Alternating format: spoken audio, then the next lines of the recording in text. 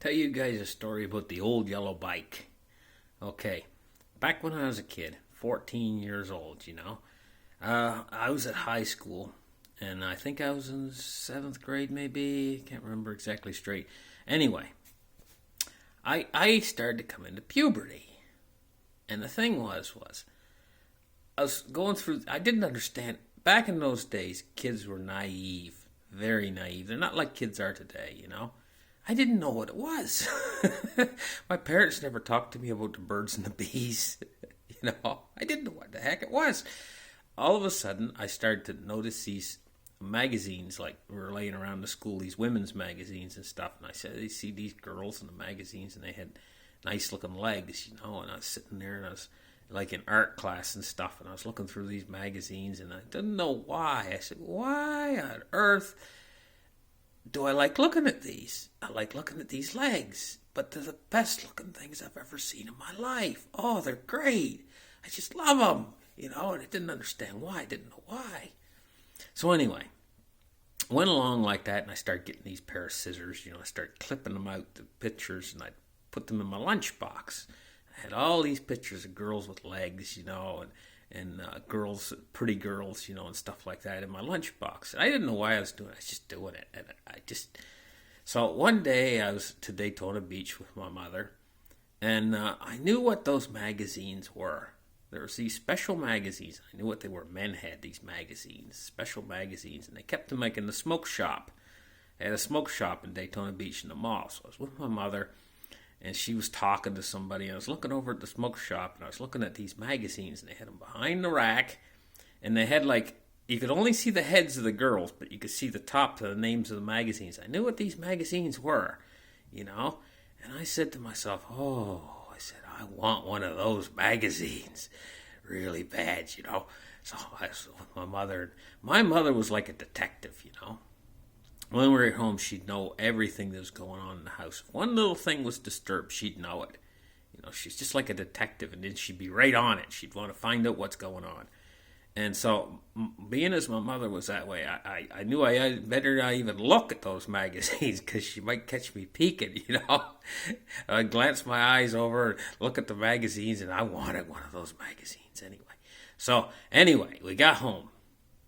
And so, I was going into the bathroom, and I was taking the Sears catalog in there, and I was looking at the pictures in the Sears catalog, And I had to be very careful that I didn't disturb the pages too much. I was careful how I turned the pages so I didn't crinkle the pages or anything, because my mother would notice that even.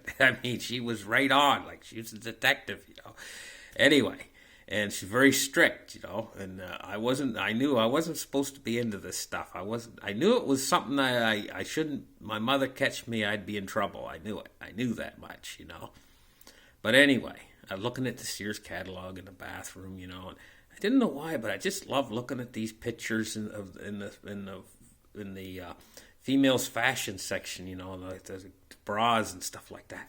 And I was all excited, and I didn't know why. I couldn't understand it.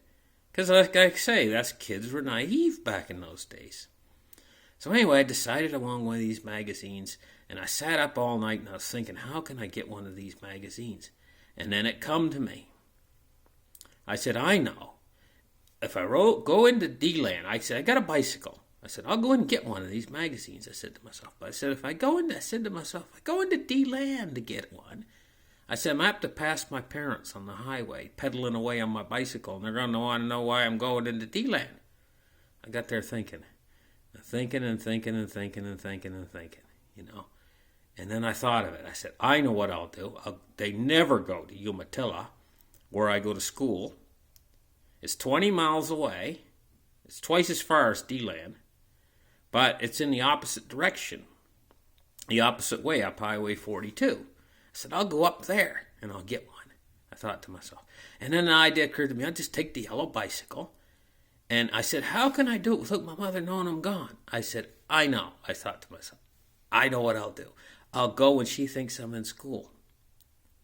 So I got this mission in my mind. I said, I know exactly how I'll do this.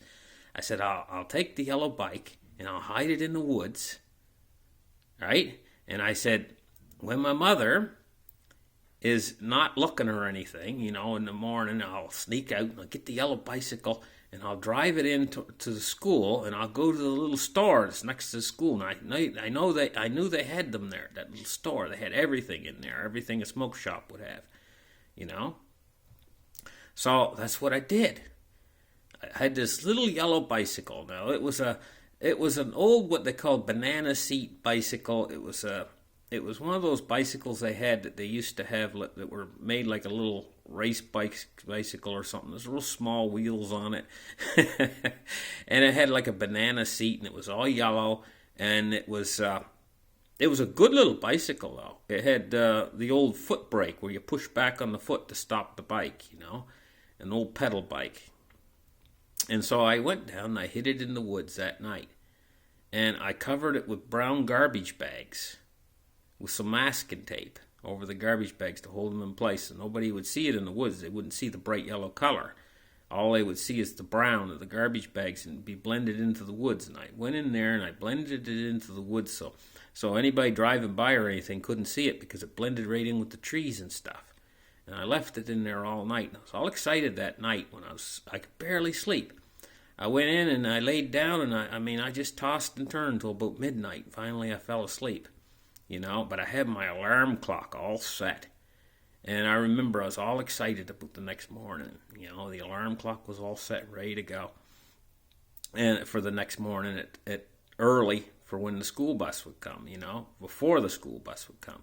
Now, the school bus would come like at 8 o'clock in the morning sharp, pick the kids up, take them on the 20-mile ride to Umatilla, and then it would leave the school at 3 o'clock, and it would be about 4:40 or something. It would arrive back home where I was at the bus stop, and it would take me about 5 or 10 minutes to walk back home. And then my mother expected me around the same time every day, probably around 4 o'clock, more or less. She expected me, right? And she wouldn't be any the wiser if I stepped in the house at 4 o'clock. So that morning come, right?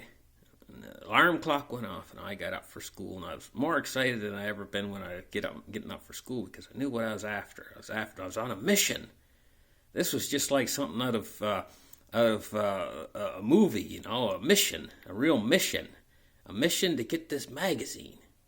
So I went down, and I walked down like I was going to the bus stop, and then I made a right turn into the woods, and the bike was waiting there, leaning up against a tree. I took the paper bags and stuff off of it, and it was kind of wet. There was morning dew all over the bushes going into the woods, like thick, brushy bushes, and I got all over my pants. My pants got kind of wet, and the bike was all wet, and it was cold because it was like, I don't know, probably 60 degrees or maybe 15 degrees Celsius the temperature was. Cool morning, but it was going to be a warm day that day because there wasn't a cloud in the sky that day, I grabbed the bike by the handlebars and started scruffing it out through the brush, and I got up on it and I started pedaling off. Now the bus had already left.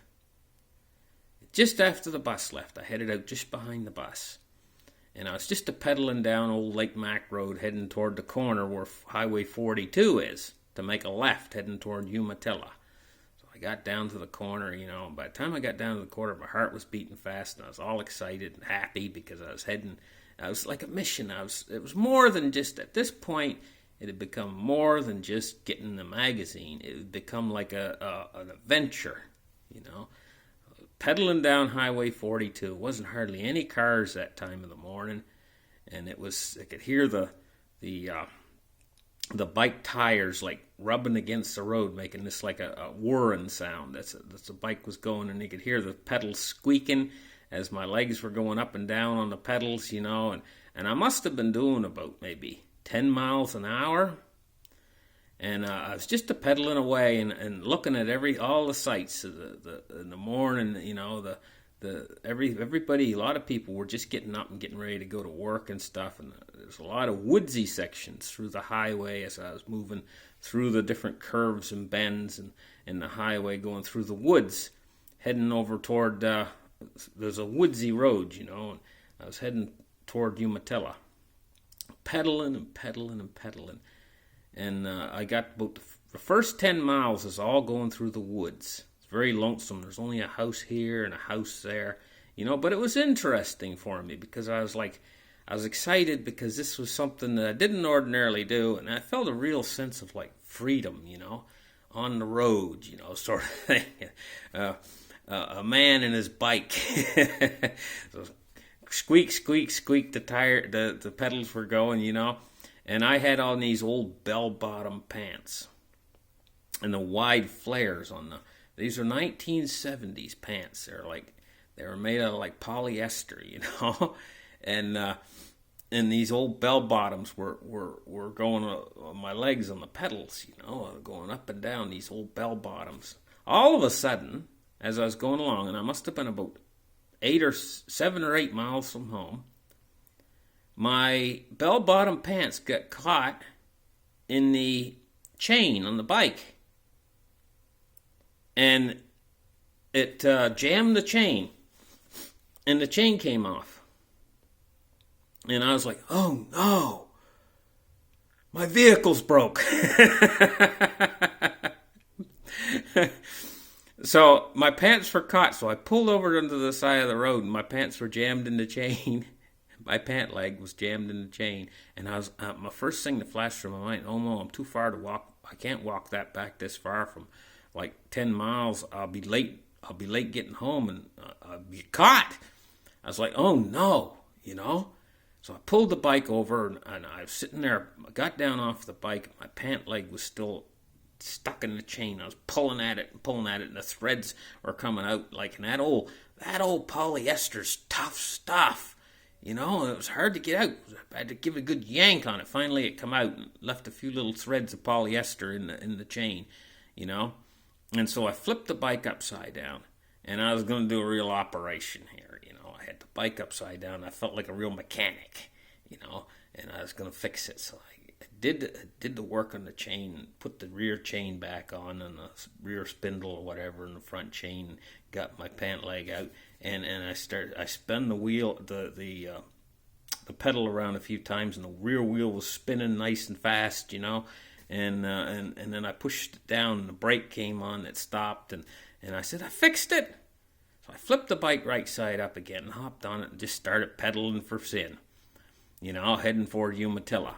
So I come through the woods. I think the old lake was Lake Clearwater or something like that, and that was the end of the woods. And I started coming around the corner, and there's these long straightaways there. Maybe, I don't know, there must be.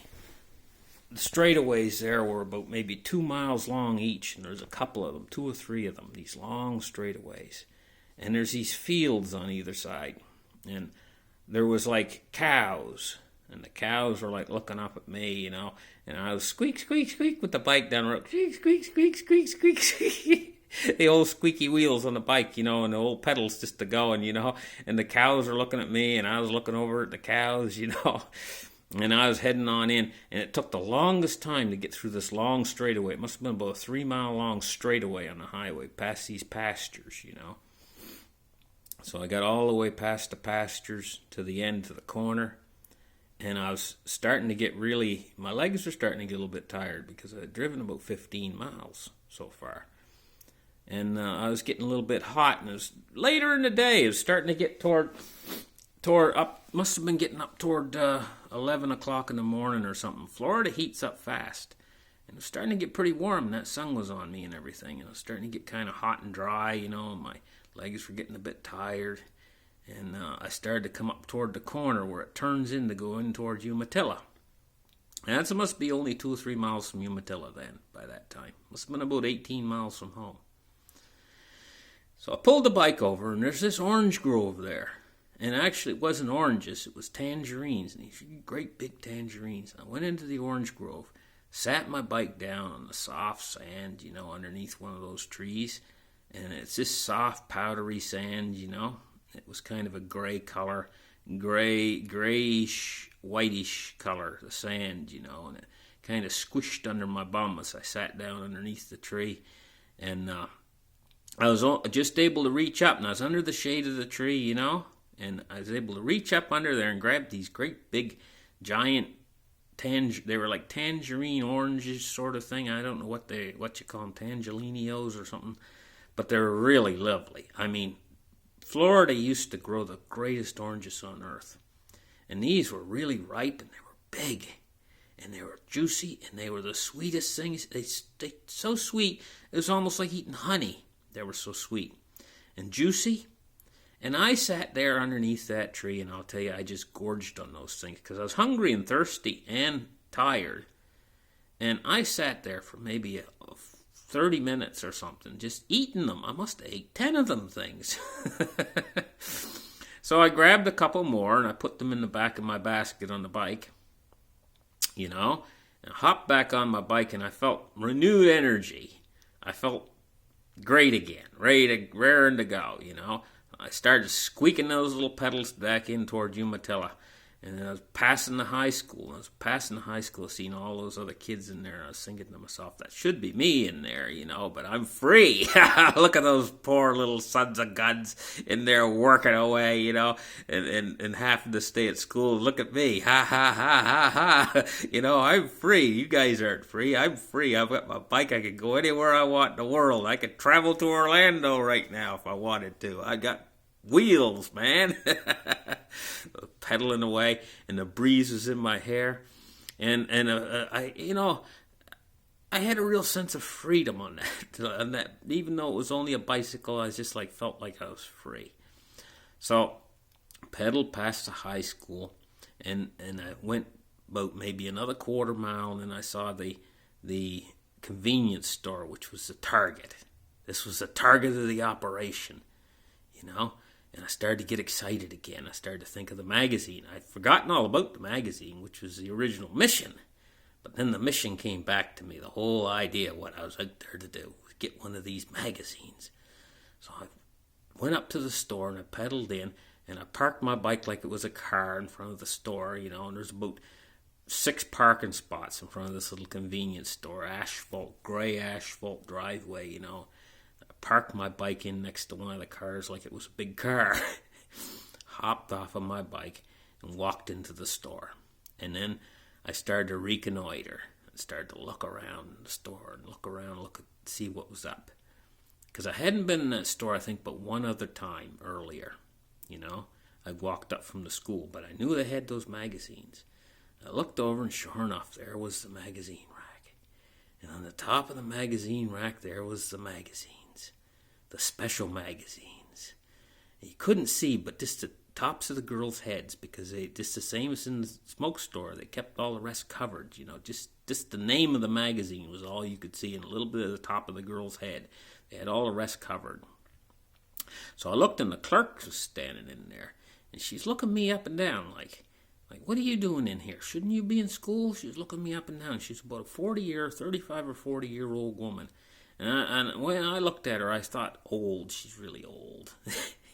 But now, looking back, she's only about 35 or 40, And she had this blonde, curly hair, and she had on her clerk's uniform. I think it was red, if I remember. I can't remember exactly what. It might have been a different color. I think it was red anyway, but she had this long, curly, blonde hair, And she's looking me up and down, and I was looking over at the magazine rack. She knew I was looking at the magazine rack. I started to slowly walk over to the magazine rack, because I was really nervous. And I knew the best one was probably the one that started with a P on it. Best magazine to get, That was the most famous one. And I reached up and grabbed it, and it was thick in my hand. It was real thick feeling, and it was heavy. I was surprised at how heavy it was. I lifted that magazine out of the rack. I'll tell you what I felt like. I felt like King Arthur lifting Excalibur out of the rock. The sword out of the rock. And when he holds it up in the air, Excalibur! I had the magazine in my hand. I slowly went walking over. Now, what I took with me to pay for it was, I'd been saving up my lunch money. Put it in a little bag. It was a little bag made out of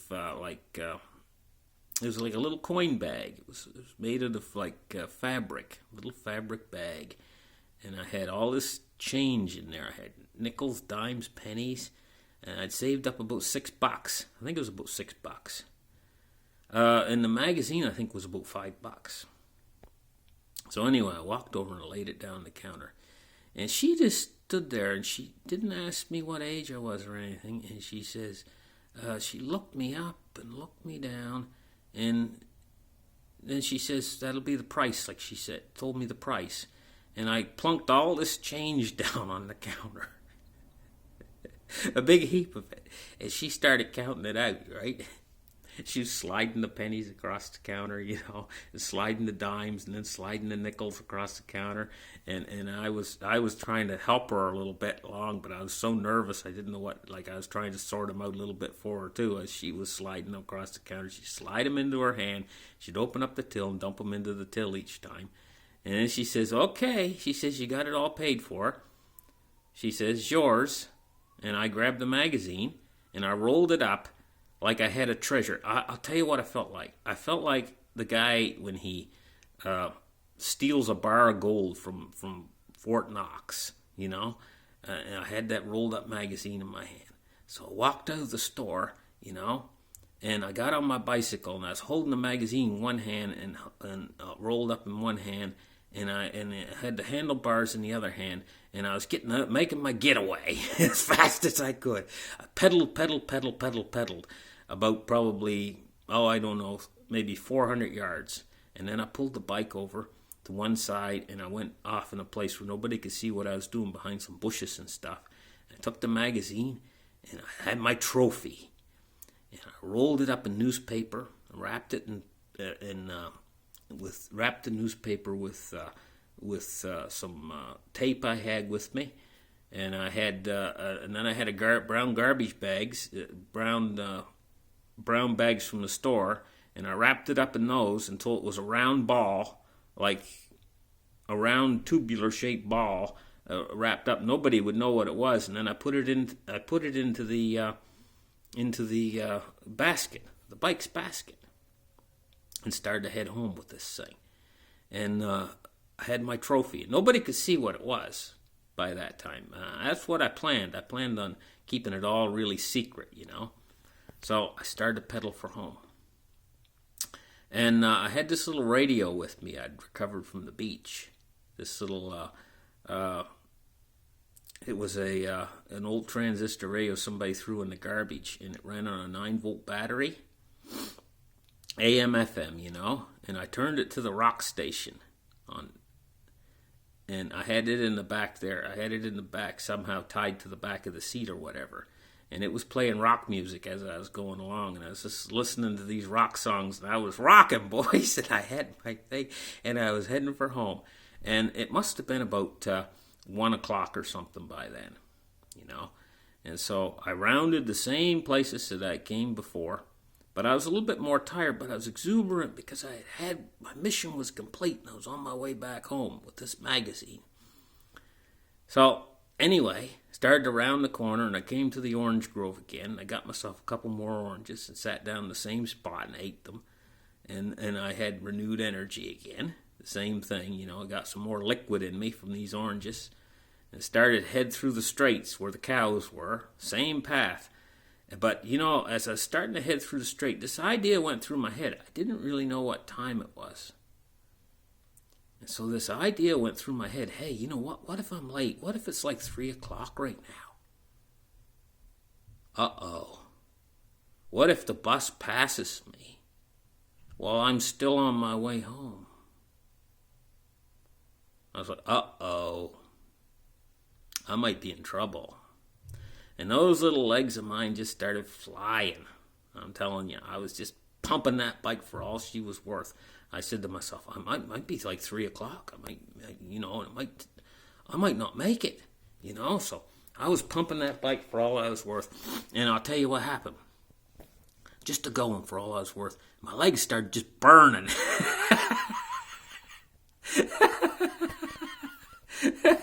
And I was actually at times standing up on top of the bike, to get more speed, like standing on the pedals to get more speed, just to go for all it was worth. And those old flares on my pants were just like the wing was just out there, and I was trying to keep them away from the chain at the same time because I didn't want to get caught in the chain again. And I was just a going. So anyway, I must have made good time. By the time I got home, my legs were just burning. They were hurting so bad. I pulled the bike back up into the woods, where I had it before. And the old pieces of paper were still there, and I put them back on the bike with the tape on them. So the bike was hidden, and I grabbed my prize, my trophy, and I started to march toward the house. I didn't go right inside the house. I went right into the backyard, undid all the papers off of it, and I had the trophy.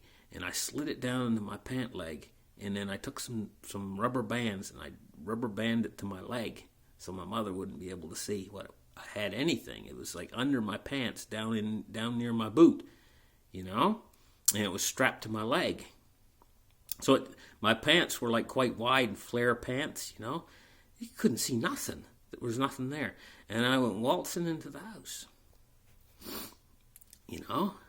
And so my mother was there, and she was cooking spaghetti. And she said, how was school today? And you know what? I was just ahead of the bus a little bit.